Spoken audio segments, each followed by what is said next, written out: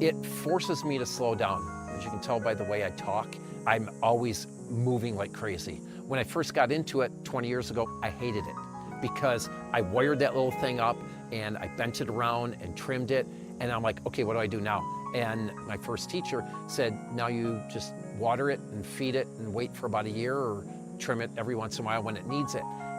I didn't like that. That's not who I am. So it forced me to slow down and relax or become zen, as the Japanese would say.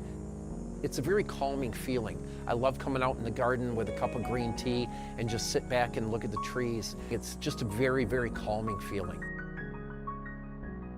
So, I mean, you have to treat them like pets. They need care every single day. You can't just be like, hey, I'm gonna take off for a week and my trees will be fine. They're not gonna be. If you go, you need someone that knows bonsai to take care of trees that you've been working on for 30 years. When we sit down to contemplate a tree and we're clipping little leaves off every third leaf, or we're rearranging the branches, we're very present. We're present in that moment, and our mind is not occupied with all the other things that we are anxiously chasing and thinking about. We can leave the busy world behind, and for a moment we have calm and peacefulness. Everything that is made by hands is art. In bonsai particularly is a natural art because it's the only art that basically using a living material. We manipulate and basically we adapt ourselves to the tree and the tree to ourselves into this transformation into the art piece.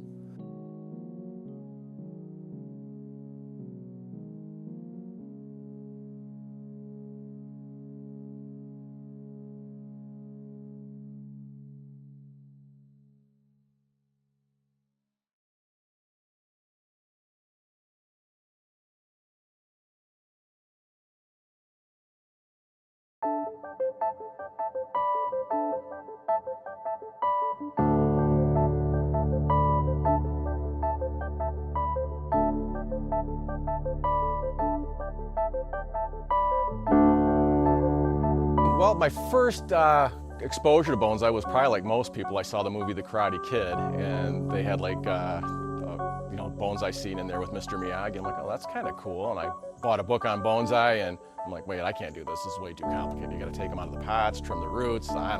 Didn't get it. It just seemed really more than I knew how to do. So I kind of tried it, gave up on it, like most people. The hobby is kind of turned into an obsession with me. I started out with just a couple really tiny bad trees, and over the last 30 some years I've acquired a pretty big collection. I love the fact that a bonsai tree mimics a large tree in nature. It's just fascinating how you can get the visual effect of having like a huge soaring tree that you see in nature and be awed by, and reduce that down to a little pot, and it gives you the same kind of feeling as seeing a large tree out in nature. The way I got started into bonsai was a woman that I dated. She brought a little tree home for me from a store. I was like, oh, cool, a little tree. I had no idea what it was. And my son, who was 13 at the time, and this was 20 years ago, he said, Dad, that's called a bonsai tree, and you're supposed to put wire on them and bend the branches around and stuff. I didn't know what I was doing. The only wire I had was a roll of solder. I covered every bit of bark width of that tree. So what it was a tree that looked like it was all made out of solder with these little leaves hanging out of it all over the place. My name is Mauro Stenberger. I'm Italian. I live in Italy, but I travel all over the world to basically help people with their trees. I have schools in different parts of the world, South America, Brazil, here in United States, obviously in Europe, and I love to travel and really get to know people passionate about bonsai, like I am, and help them, with their trees, taking care of their collection, helping styling beautiful trees, or meeting with the students and teaching them. My name is Teresa Wooden, and I am a bonsai potter living in Holland, Michigan. I've been a potter for like 24 years and got into bonsai pottery right around the time COVID started. And now that's what I do exclusively. Because nobody was coming to the studio to buy anything during COVID, I found that I could put bonsai pots on the auction pages on Facebook, and I had a market for them. And so I got started in that, and it was so much fun.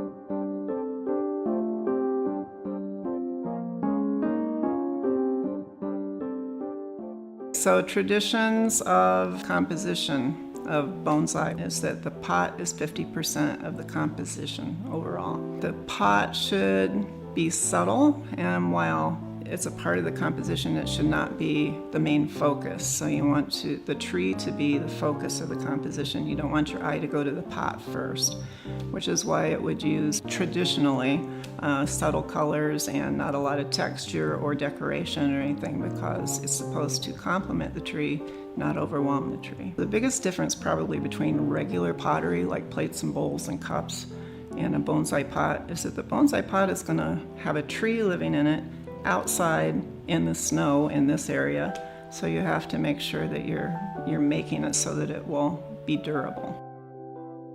So as a potter and an artist, I definitely bring my own aesthetic to it, and I think every potter probably does. I make something that is completely out of my creative choices. I'll make this beautiful pot as a piece of art. It's really an art piece that fills my creative need. There's a lot of like American bonsai artists that want to try to make it different and not do the Japanese way, even though they were Japanese trained. You can use our native material but still stay in with the aesthetics of what the Japanese have done for thousands of years.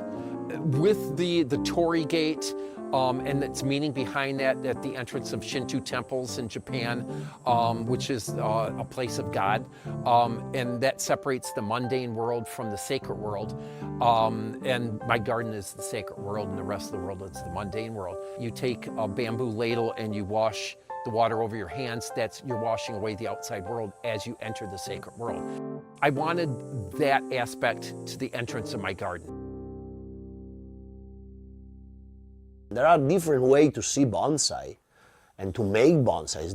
This tree could have been styled in 4 or 5 different ways according to different bonsai master and their vision. Doesn't mean that one is right, one is wrong. It's just a different view of the same subject. And that's why bonsai is beautiful, in my opinion. And like if we put the canvas in front of different painters, they all will come out with a different, finishing product, because again, everything is here. It's just like everything. Everyone's got different approaches to bonsai and what's right and what's wrong. And there's just, and no matter where you go, there's going to be different sides that think, well, you shouldn't buy a tree, you should grow one from seed, or you shouldn't collect a tree because it should stay in nature, or you should never, import a tree. Everyone's got an opinion, and I'm just like, just do what you want. What makes you happy with the hobby, and I'm not going to get involved in the bickering of what's what. It's just not for me. There's some people that hate each other at the shows.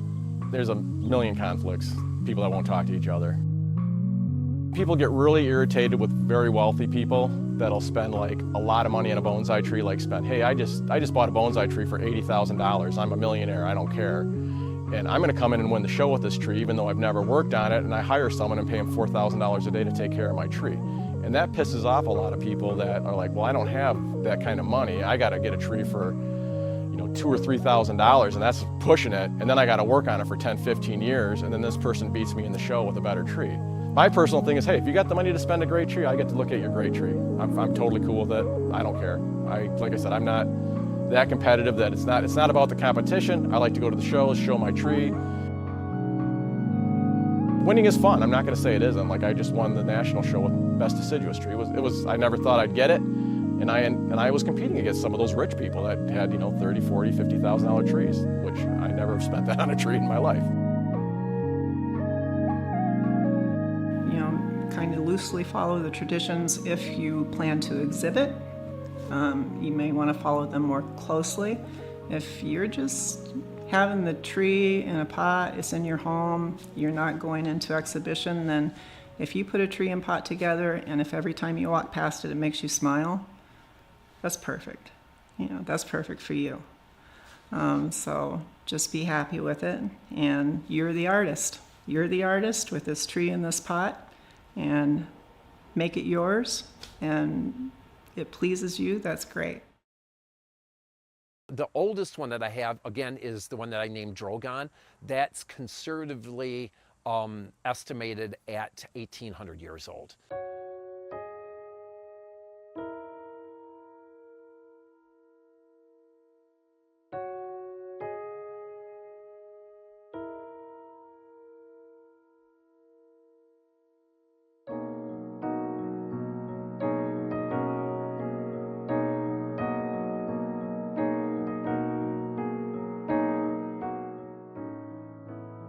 You don't know for sure how old it is unless you were to do a core sample and have it carbon dated, but that's a huge cost. You got to drill a hole into the tree, and I'm not going to do that. There's different ways that the professionals can tell depending on where it was collected. Just the aging of the deadwood that's on the tree, how thick the bark is, the size of it, and that they grow very slowly up there. So you get something with a big, huge trunk on it, it's going to be a lot of years old.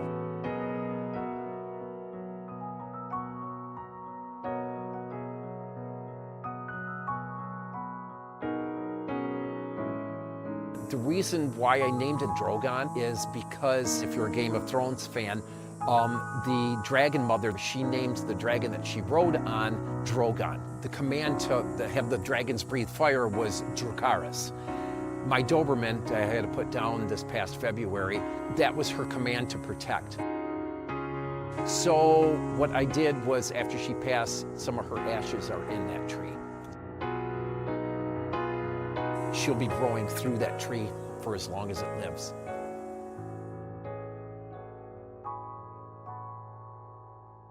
I do have my first tree from my first class still, and it's not a good tree. I mean, it might be for some people, but as far as on the level of trees I have, it's not a great tree. But I keep that one just because it's like sentimental. You know, it's like, hey, this is my first bonsai tree. You know, it's kind of one of the worst trees in the whole garden. But I didn't know anything when I started, so I didn't start out with a good tree, and it's, you know, probably never going to be a good tree because the material wasn't very good to start with. There's trees I've had that I've worked on for, 30 years. And I have trees that that I got from people that have died, that were really good bonsai friends of mine, and they passed and they left the trees to me. So those trees have a pretty special place. I would never sell those trees because I've got a lot of history with them and a lot of memories with them. They're a little more important to me than a tree I just bought, and I don't have a history with. But something I've been taking care of for 30 years, and trees are living things. They die, and it's terrible. I mean, something you've worked on for that long, and it doesn't make it. I kind of call it the heartbreak hobby, because you can spend so much time on something and then just lose it all in like one bad year, or one bad mistake, or one fungus infection on them or something. So it can be pretty devastating mentally sometimes when you lose a really great tree. But anyone in bonsai, it's happened to them. There's no one immune from that. I lost one of my favorite trees in my entire collection this year, and I've had that thing for 30 years, and it was just like terrible. But you just got to get past it, and just be like, oh, it happens. It's the hobby.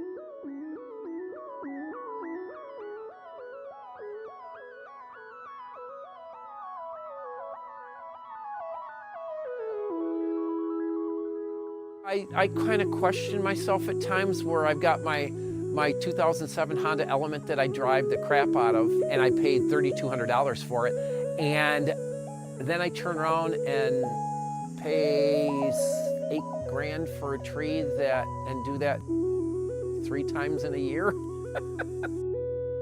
I had a lady at a bonsai show come up to me and just kind of go, "What's the point?" Well, what's the point of any art? Some people think, oh, your priorities are screwed up, but it's what makes me happy.